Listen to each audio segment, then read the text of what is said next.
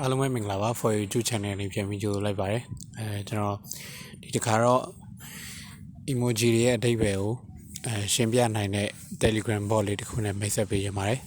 အဲ့တော့အခုချိန်မှာ emoji တွေကအများကြီးသုံးလာကြပြီပေါ့နော်အများကြီးသုံးလာနည်းနည်းတော့ကြာနေပါပြီဒါပေမဲ့အခုကျတော့ပို့ပြီးတော့သုံးနေကြပြီပေါ့နော်ပြီးတော့ဒီ emoji တွေကတချို့ emoji တွေကိုကျွန်တော်သိတယ်ဆိုပေမဲ့ emoji ရဲ့ရာနဲ့ချီပြီးရှိတဲ့ခါကျတော့ကျွန်တော်မသိတဲ့ emoji တွေလည်းအများကြီးရှိရပေါ့နော်အဲ့တော့အဲ့ဒီ emoji တွေကိုဒါအဲ့ဒီ emoji တွေကဘယ်လိုပုံစံဖြစ်တယ်ပြီးတော့ဘယ်နေရာမျိုးမှာအသုံးပြုရတယ်ဆိုတာတွေနောက်ဘယ်အချိန်မှာစပြီးတော့ emoji အနေနဲ့သတ်မှတ်တယ်ဆိုတာတွေကိုဒီ bot ကရှင်းပြပေးနိုင်တယ်ပေါ့နော်အဲ့တော့အဲအကြောင်းဒီဗီဒီယိုကျွန်တော်တင်ဆက်ပေးလိုက်တာဖြစ်ပါတယ်ကျွန်တော်မစခင်မှာထုံးစံတိုင်းပဲ for YouTube channel ကို subscribe မလုပ်ရသေးရင်လုပ်ထားဖို့နဲ့ Facebook page မှာလည်း like and follow လုပ်ထားသေးရပါတယ်အဲ့ဒါမှသာ for you ကတင်ဆက်ပေးနေတဲ့new ဉာဏ်နဲ့ပတ်သက်တဲ့အကြောင်းအရာမှန်သမျှကိုအချိန်နဲ့တပြေးညီသိရှိနိုင်မှာဖြစ်ပါတယ် okay အဲ့တော့ကျွန်တော်ဗီဒီယိုလေးစလိုက်အောင်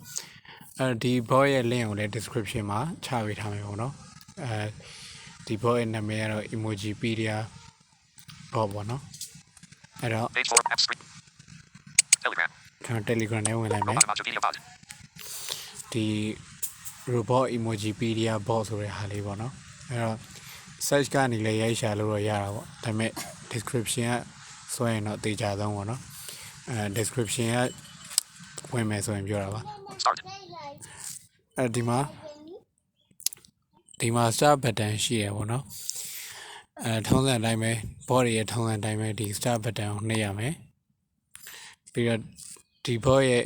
bot မှာစာရေးထားတဲ့ဟာကိုကျွန်တော်တစ်ချက်ကြည့်အောင် Unofficial emoji.org bot accepts up to 3 emoji and stickers. Bog and me bot available.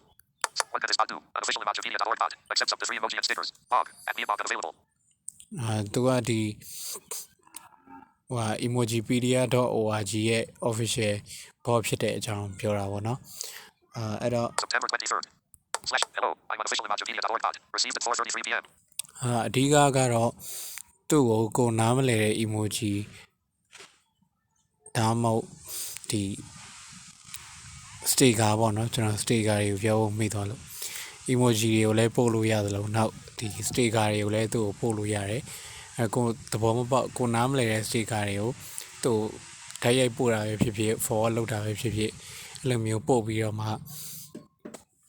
ဒီ emoji ကဘယ်နေရာတွေမှာသုံးတယ်ဘယ်တော့စပြီး emoji အနေနဲ့စပြီးသတ်မှတ်တယ်ဆိုတာတွေကိုဒါသူပြောပြမှာပေါ့နော်အဲ့လိုမျိုးပို့လိုက်မယ်ဆိုရင် okay အဲ့တော့ကျွန်တော်ကတစ်ခုကိုအစမ်းလုပ်ပြမယ်ပေါ့နော် Message text box. Emoji stickers and this button. Stickers. 0-4 each sticker. Party and face sticker. Each sticker. Wrap each home button. Emoji button. Each sticker. Emoji button. This button. Emoji button. Emoji. Face screaming in fear. Winking face with tongue. Unamused flushed face. Unamused face. See no evil monkey. Winking face. Smiling face. Butt button. Smiling face. Pensive face. Beaming face with smiling eyes. Smiling face with thumbs up. Smiling face thumbs up. Okay ကျွန်တော်ဒီ thumbs up ကိုပဲပို့ပြမယ်ပေါ့နော်အဲ့တော့ thumbs up ကတော့လူတိုင်းသိတယ်ပေါ့နော်ဒါပေမဲ့အဓိကကဘယ်လိုလုပ်ရလဲဆိုတာကိုပဲပြောပြချင်တာပေါ့နော်အဲ့တော့ကိုမသိတဲ့ emoji ကိုရွေးပြီးတော့ပို့ရမှာပေါ့နော်တကယ်တော့ဒါပို့ရတာဖြစ်ဖြစ် forward လုပ်တာပဲဖြစ်ဖြစ်ပေါ့ကျွန်တော်အခုဒီကောင် send လုပ်လိုက်မယ် 0-2-8 send back button အဲ့ဆိုရင်ဒီ emoji နဲ့ပတ်သက်တဲ့ဥစ္စာကိုသူရှင်းပြရတယ်ပေါ့နော် thumbs up like yes thumbs up sign short codes +1 gives up slack thumbs up gives up slack thumbs _up emojipedia description a thumbs up gesture indicating approval thumbs up was approved as part of an ICO 6.0 2010 under the name thumbs up sign and added to emoji 1.0 2015 tags +1 and thumbs up upcode points u +1 f44 the image apple iOS 15.4 received at 4:35 p.m. ဒီမှာဆိုရင်ဒီ thumbs up ကိုဘယ်နေရာတွေမှာသုံးတယ်ဆိုတာရယ်နောက်ဒီဟာကို emoji အနေနဲ့ဘယ်ချိန်မှာစပြီးသတ်မှတ်တယ်ဆိုတာတွေကိုဒီမှာသူပြောပြတယ်ပေါ့နော်အဲ့တော့ဒါကသူကတော့အင်္ဂလိပ်လိုပဲရှင်းပြတာပေါ့နော်ကိုကဒါကိုနားမလည်ဘူးဆိုတော့ translate တစ်ခုခုသုံးပြီးတော့ပဲဖြစ်ဖြစ်အဲ့လိုမျိုးသွားရမှာပေါ့နော်အဲ့တော့အဓိကတော့ဒီသဘောတရားပဲပေါ့နော်ကျွန်တော် sticker တစ်ခုပို့ပြမယ် message text box Emoji. Stickers. Face. Relief face.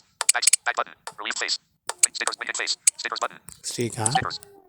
0 trending stickers unavailable. Search sticker set. Trend. Recently used unavailable. Unavailable. Thumbs up sticker. Unavailable. Recently used unavailable. Clear. Smiling face stick. Thumbs up sticker. 0 back. Smiling face sticker. ဒီ smiling face sticker ပေါ့နော်ဒီဟာကိုပဲကျွန်တော်ပို့လိုက်မယ် Back button. ဒီမှာဆိုရင်သူပေါ်လာပြီပေါ့ Instant နော် view button. Smiling face sticker sent at 4:36 p.m. Seen. Smiling face, happy face, smiling white, smiling face, short codes. Relaxed. Giz up, Slack, smiling underscore face. Emoji video, description. A classic smiley. A yellow face with a modest smile, rosy cheeks, and soft, closed eyes. Many platforms, including Apple, feature relaxed eyebrows. Conveys a wide range of warm, positive feelings, including love, happiness, and gratitude. Similar to smiling face with smiling eyes, which has a broader smile, no eyebrows, and smiling eyes. This smiley predates Unicode emoji support. It is a Unicode name of white smiling face. White does not refer to skin tone or ethnicity. See the glossary for the term white in Unicode character names. Smiling face was approved as part of Unicode 1.1 in 1993 under the name white smiling face, and added to emoji 1.0 in 2015. Tags, face, outlined, relaxed, smile, smiling face code points. U plus 263A, U plus FE0 image. Apple iOS 15.4, received at 4:36 p.m. ဒီမှာဆိုရင်လည်းသူပြောရဲပေါ့နော်ဒီ smiling face ဆိုတဲ့ဟာကိုဘယ်နေရာတွေမှာသုံးတယ်ဆိုတာကိုသူကတော့ဒီpositive feeling ပေါ့နော်